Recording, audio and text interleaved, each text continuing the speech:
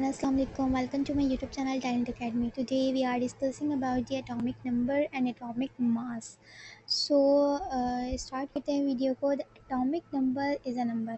अब नंबर तो है लेकिन किसका नंबर है? उसके नेम से ही लग रहा है, प्रोटॉन का, जो कि प्रेजेंट होता है उसके न्यूक्लियस के अंदर. मैंने आपको बताया था कि जो हमारे पास प्रोटॉन और न्यूट्रॉन होते हैं वो हमारे पास, जिसके प्रोटॉन और न्यूट्रॉन होते हैं हमारे पास न्यूक्लियस के अंदर, और जो इलेक्ट्रॉन होता है ना वो हमारे पास रिवॉल्व कर रहा होता है.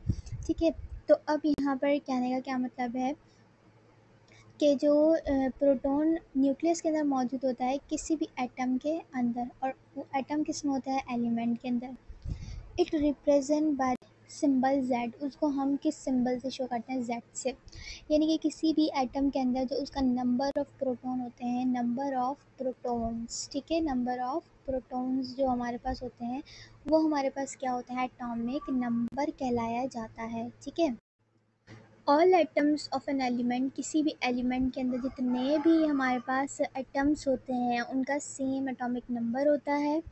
उनका क्या होता है? हमारे पास सेम एटॉमिक नंबर है due to the presence of same number of proton. ठीक है, तो हमारे पास जितने भी एलिमेंट के अंदर, जाहिर सी बात है एलिमेंट बहुत सारे जो है उसके अंदर क्या होते हैं? एटम्स होते हैं. उन एटम्स, अगर वो एटम सेम एलिमेंट के हैं, जैसे कि सारे एटम कार्बन के हैं, तो उनके जो एटम्स हैं उन सारों का सेम एटॉमिक नंबर हमें देखने को मिलेगा.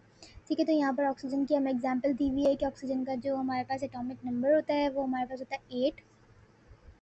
तो उस 8 जो है वो उसका नंबर ऑफ प्रोटॉन्स है. ठीक है, अब due to this atomic number is 8 का, तो इस एटॉमिक नंबर की वजह से, किसका एटॉमिक नंबर हमने कैसे फाइंड आउट किया कि नंबर ऑफ प्रोटॉन है. अब नंबर ऑफ प्रोटॉन हमें पता चल गया 8 हैं. अब नंबर ऑफ प्रोटॉन 8 हैं, तो इसका पास जो एटॉमिक नंबर हमें देखने को मिलेगा, किसका एटॉमिक नंबर? ऑक्सीजन का. तो ऑक्सीजन का एटॉमिक नंबर होगा 8. अब उसको हम शो किससे करेंगे? Z से. ठीक है, तो इसको आपने जो है वो याद रखना है. नेक्स्ट हमारे पास आता है atom. The atomic mass is the sum of number of proton and neutron. अब एटॉमिक मास कैसे बनेगा? मास है ना भाई, वो नंबर नहीं है, नंबर हमने दूसरा पढ़ लिया. अब हम पढ़ रहे हैं एटॉमिक मास. अब एटॉमिक मास बनता है प्रोटॉन प्लस न्यूट्रॉन के, यानी कि जो हमारे पास न्यूक्लियस होता है उसके अंदर प्रोटॉन और न्यूट्रॉन होता है, उन दोनों के सम से वो हमारे पास क्या बनता है? एटॉमिक मास बनता है. वो प्रेजेंट किस में होते हैं? किसी भी न्यूक्लियस के अंदर, और न्यूक्लियस होता है एटम के पास, और वो एटम बहुत सारे कहाँ पर हमें देखने को मिलते हैं? किसी भी एलिमेंट के अंदर. ठीक है, ये बात आपको सिंपली याद हो गई होगी. अच्छा, is represented, it represented by symbol. अब इसका सिंबल क्या है? एटॉमिक मास का A. ठीक है, और इसको कैलकुलेट किस तरह से करते हैं? इसका फार्मूला दिया हुआ है ए से हमने क्या बताया कि ये एटॉमिक मास होता है, और उसको क्या करेंगे? वो बराबर होता है Z के. अब Z हमारे पास क्या था? एटॉमिक नंबर था, उसके अंदर प्लस कर देंगे N. ठीक है, N को हम प्लस करेंगे. अब यहाँ पर N क्या कर रहा है यहाँ पर? ठीक है, तो इस N के लिए इन्होंने आगे लाइंस लिखी है, where N is the number of neutron, और N हमारे पास क्या है? Number of neutrons. अब आप लोग बोलोगे ये नंबर ऑफ न्यूट्रॉन्स हमें कैसे पता चलेंगे? तो नंबर ऑफ न्यूट्रॉन्स हमें अगर प्रॉब्लम आएगी तो वो हमारे पास क्वेश्चन में गिवन होगा. नहीं होगा तो आप फाइंड आउट कर सकते हो ईजिली. इसके वेज हैं कुछ. ठीक है, तो अभी आपको ये भी चीज़ एक्सप्लेन करूँगी. अच्छा, आगे चलते हैं. हमारे पास क्या लिखा है? फॉर एग्जांपल जैसे कि नाइट्रोजन की एग्जांपल दी हुई है. नाइट्रोजन का जो atom have 7 number of protons. अब 7 नंबर ऑफ प्रोटॉन्स हम क्या कहते हैं कि इसके पास एटॉमिक नंबर क्या है? इसका Z, यानी कि एटॉमिक नंबर है हमारे पास 7. किसका? नाइट्रोजन की बात कर रहे हैं. ठीक है, अब इसके बाद एटॉमिक नंबर जो है वो हमें 7 देखने को मिल गया है, एंड 7 नंबर ऑफ इलेक्ट्रॉन्स. ठीक है, और इसके पास क्या है? हमारे पास 7 नंबर ऑफ इलेक्ट्रॉन. जी, तो इसके पास 7 नंबर ही जो है वो इलेक्ट्रॉन्स हैं, और 7 नंबर ही इसके पास क्या है? प्रोटॉन्स हैं. अच्छा, आगे क्या लिखा हुआ है? Then atomic mass of hydrogen. Nitrogen हमारे पास क्या होगा? तो इसका एटॉमिक मास हम किस तरह से निकालेंगे कि मैं, तो इसका जो है वो हमारे पास एटॉमिक मास क्या फाइंड हुआ है नाइट्रोजन का? 14. ठीक है, तो आप लोग देख सकते हो कि किस तरह से जो है हमने 14 निकाला है. 7 + 7 यानी कि number of proton and number of electron को हमने प्लस किया, तो हमारे पास क्या आ गया? एटॉमिक मास आ गया.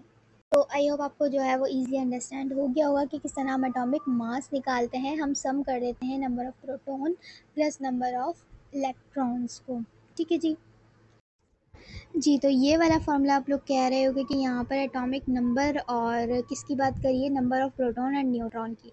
अगर हमारे पास न्यूट्रॉन दिया हुआ होगा तो हम ये वाला फ़ॉर्मूला यूज़ करेंगे। अगर नहीं दिया हुआ और हमें सिंपली जो है वो नंबर ऑफ़ प्रोटॉन और इलेक्ट्रॉन्स दिए हुए हैं तो उसको सम अप करके हम जो है वो आंसर दे देंगे। ठीक है, कन्फ्यूज़ होने की ज़रूरत नहीं है, बहुत ईज़ी है।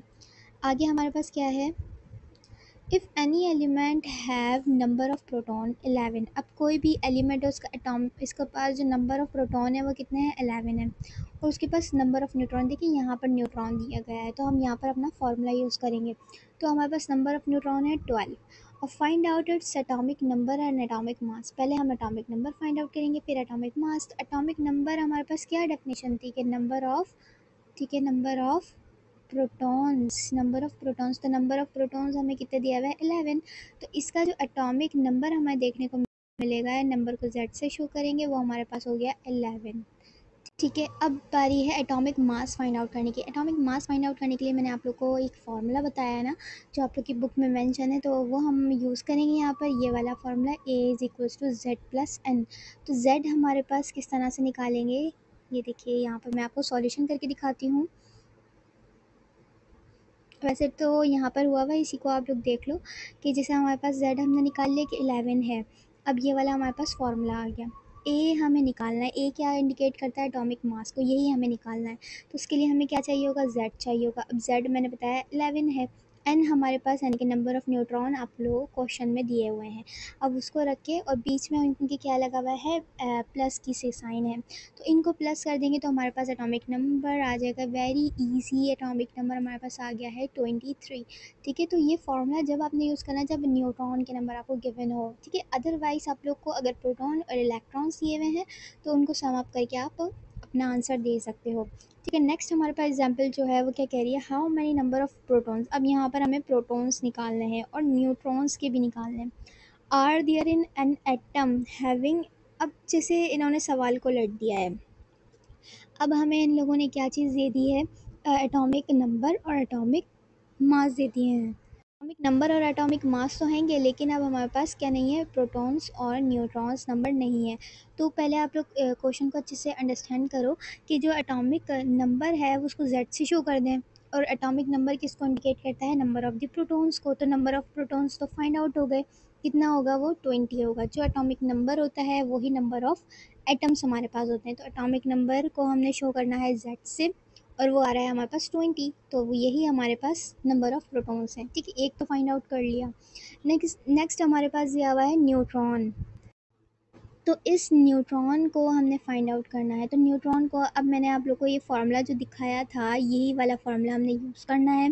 ठीक है, ये हमने फाइंड आउट करना है। ठीक है, ये हम जो है वो फाइंड आउट करेंगे। तो मैं क्या करूँगी, इस n को जो है वो मैं यहीं रहने दूँगी। ठीक है, और इस z, ये जो z है ना, ये पॉजिटिव का है, ये इस साइड अगर मैं इज इक्वल की साइड लेके जाऊँगी तो ये नेगेटिव का हो जाएगा। तो a तो वहीं रहेगा अपनी जगह पर, और z यहाँ से उठ के यानी कि इज इक्वल के इस तरफ आ जाएगा। कौन, z तो आएगा, तो इसकी साइन चेंज हो जाती है। ठीक है, और यहाँ पर इस तरफ क्या बता, सिर्फ n, तो यहाँ पर मैं इज इक्वल लगा दूँगी। ठीक, ये हमारे पास फॉर्मूला है। अब a यहाँ पर क्या चीज़ है, a हमें जो है वो दिया हुआ है, a इज इक्वल टू 40, तो हमने ये रखा 40 और उसमें से माइनस कर दिया z। अब z भी हमें दिया हुआ है। ठीक है, तो वो हमारे पास है 20, तो इज़ इक्वल करके हमने जो है वो n रख दिया यहाँ। तो हमारे पास क्या बचा, n, अगर मैं n को साइड ले आऊँ तो n इज़ इक्वल्स टू 20। तो वेरी वेरी ईजी। ठीक है, अब आप लोग कहोगे कि मैंने n को इस तरफ क्यों करा, तो कोई प्रॉब्लम नहीं होती है अगर आप इसको ऐसे लिख दो कि 20 इज़ इक्वल्स टू n, या n इज़ इक्वल्स टू 20, एक ही बात होती है। ठीक है, तो आपका फ़िलहाल जो आंसर आप लोग को देखने को मिला है 20, वही आप लोग की जो है वो प्रॉब्लम में आपको देखने को मिला है। बहुत इजी हैं ये प्रॉब्लम्स को, लेकिन याद रखिएगा ये आपके जो है वो पेपर में बहुत बहुत बहुत जो है वो इम्पोर्टेंस रखती है, ये लाजमी आती है। ठीक है, तो एटॉमिक नंबर क्या होता है, नंबर ऑफ़ द प्रोटॉन्स। ठीक है, और एटॉमिक मास हमारे पास क्या होता है, number of proton plus number of neutron. ठीक है, इसको जो है वो आप अच्छे से याद रख लीजिएगा। तो इसके सिंबल भी याद रखिएगा कि एटॉमिक नंबर का सिंबल क्या है, एटॉमिक मास का सिंबल क्या है। एटॉमिक नंबर को हम शो करते हैं Z से, एटॉमिक नंबर को शो करते हैं E से। ठीक है, तो इसी के साथ अपनी वीडियो को जो है वो एंड करते हैं। नेक्स्ट वीडियो में जो है वो हम नेक्स्ट टॉपिक को डिस्कस करेंगे। तो अभी तक फ़िलहाल यहीं तक। ठीक है, अगर वीडियो आपको पसंद आए तो प्लीज़ लाइक करें, शेयर करें, कमेंट करें एंड सब्सक्राइब करें please. Thank you very much. अल्लाह हाफ़िज़।